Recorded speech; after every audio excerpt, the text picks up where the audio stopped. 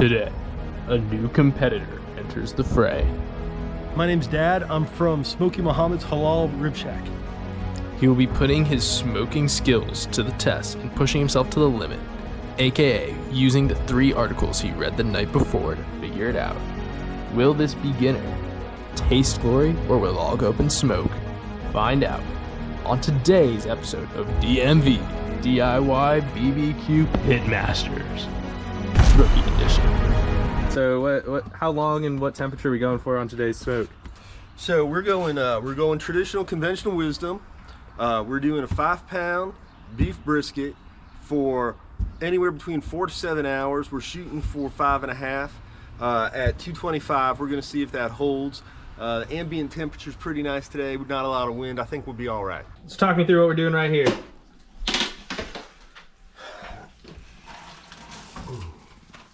So we're going to trim the fat off of this nice brisket flat.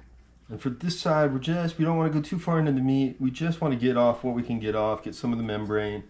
All right, we're going to take this off, and then we're going to flip it over, and we're going to try and get the fat cap down to about 1/4 inch. And it looks like we're pretty close. The guys in the shop did a pretty reasonable job with this one, so hopefully we won't have to do too much work. But we're using a 6-inch Victorinox boning knife, and it's just, as you can see, it's just going right through this like nothing.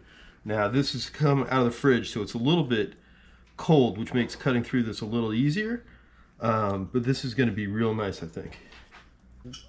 You got the mustard out. What is this for? So we're going to use standard French's yellow mustard as our binding agent before we spice this up, season it up.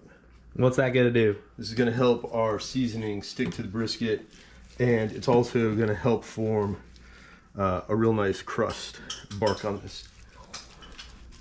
We can see Mr. Dad really lathering up his meat here, giving it a good rub to make sure that binding agent gets in everywhere it needs to be.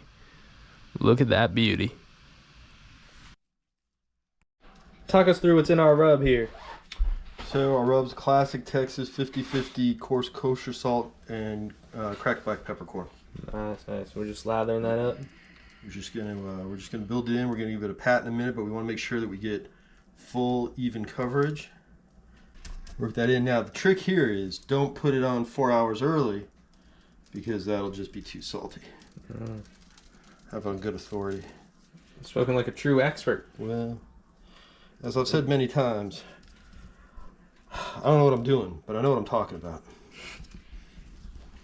We got the veteran talk from the rookie here today. Oh, look at this close up here with that nice rub all over it now. That baby's ready to go in the smoker soon. All right, so what's our next step here? So we've been soaking our chips for a half hour, so they'll last a little longer and get a cleaner smoke. And today we're using Jack Daniel's bourbon whiskey barrel chips, and we're just going to fill that up, and we're going to drop them in. We're going to see what happens.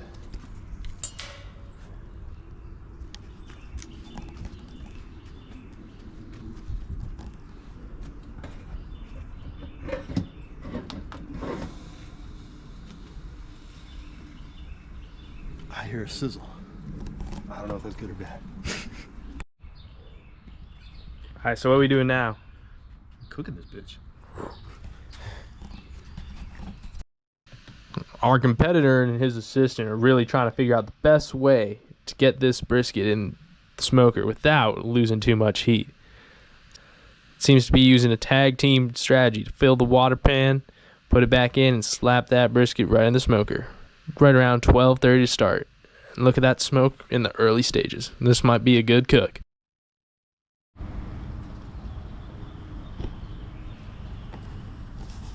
What appears to be going on here? Well, so we're a little bit into this, and we're not generating the smoke that we were previously. We're not really sure. Maybe we were overproducing smoke initially, and this is how it's supposed to be. But it feels like we maybe need to add more chips at this point. So I think we're going to give it a try, and we're going to see what's what. and hope we don't screw it up. Inshallah, brother.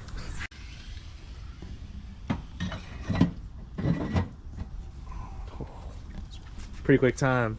Not as fast as the pit crew in cars, but we can get to that speed one day.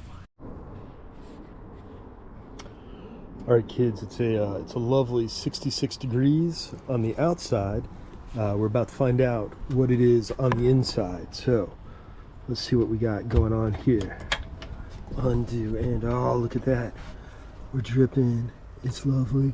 144, 145, 148, 150. We're getting there. 149. All right, so not too much longer until we get to Rapid. We're gonna check the chip tray and see what's going on with that. Losing all our heat here.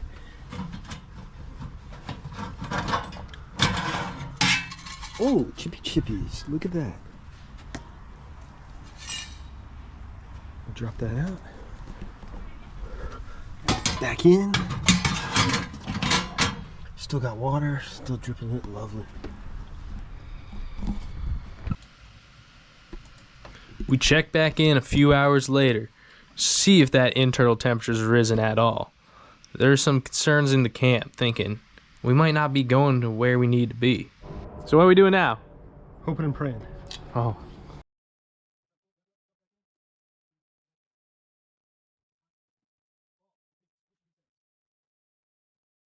Looks like our competitor's thinking that to maybe get through this stall, he needs to pull it out and wrap. See, that's a good strategy here at this point. Gonna wrap it up in the peach paper, and really, you might increase the moisture on the bark and lose some of that crispiness that he's aiming for, but if that means that internal temperature rises through this holding point, it may be worth it. Already looks like the cook's gonna be a bit off schedule, and with a hungry wife inside, he knows that he needs to get this on track soon. Otherwise, things could turn south. He's going with a tight wrap technique to really ensure that that moisture is trapped. Something that he could totally reference from one of the articles beforehand. Hopefully, it pays off for him. We come back in, and our competitor's looking at that internal temperature, hoping it's near that magic 202. It still appears to be a bit under. Can't believe I'm about to say this. I want to pull my meat out.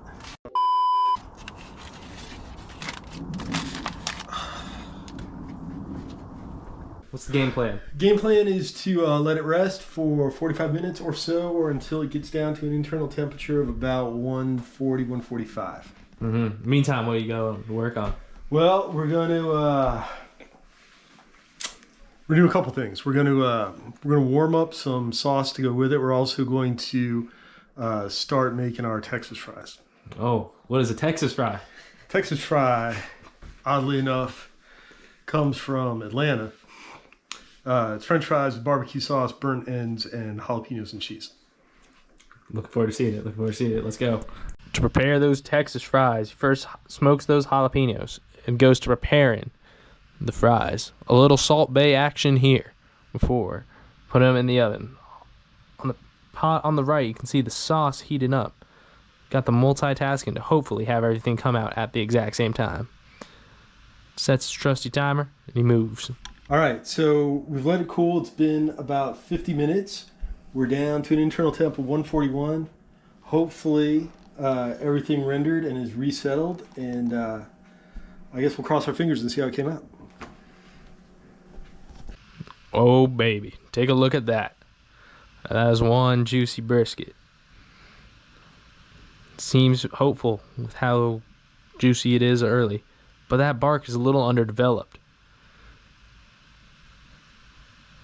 It's got a good hold of it here. Oh, let's get a better view. Oh, we look at the close-up. It looks so tender already. Bark a little underdeveloped, but that was sacrificed when we wrapped up the peach paper so early. Oh, we got the slice shot. Just gonna prepare some of that and put it on the fries. Texas fries needs the burnt ends on top. So we got that and the drizzling of the now heated up barbecue sauce. It's going to give it some extra flavor. We're going to cheese on top to really make it and nicely disperse those jalapenos throughout. Put that baby in the oven. And it's back out. Look at that. We take a full spread look at the table we got here.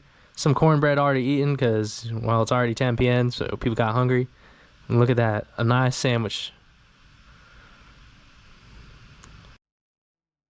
So, tell us about that performance today. Look, it was a good effort from the lads. For a first go at this level, not terribly disappointed with the results, but obviously there's a lot to work on. There's a lot we can do. There are a couple changes I think we'd make going forward, but bottom line is everybody ate it, nobody died.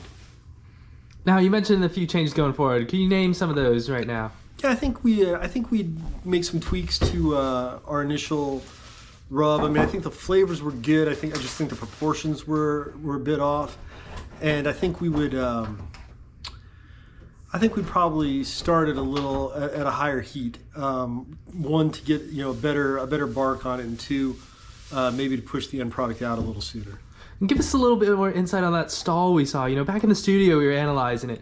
It looked like a little too long before the wrap was pulled into play. What was the game plan there? What do you think about maybe, for the return leg?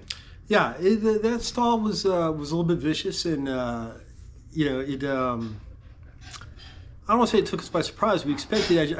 I don't think we expected it to last that long. And honestly, I think we thought that it would hit at about 165, and it really had hit about 151. And we probably could have reacted to that a little better. But like I say, live and learn. First time out, obviously, there are lessons that we can take away from this, and I think we will going forward. He said, yeah, we're going to say that 225. And it's funny because, I haven't picked what accent I'm doing, but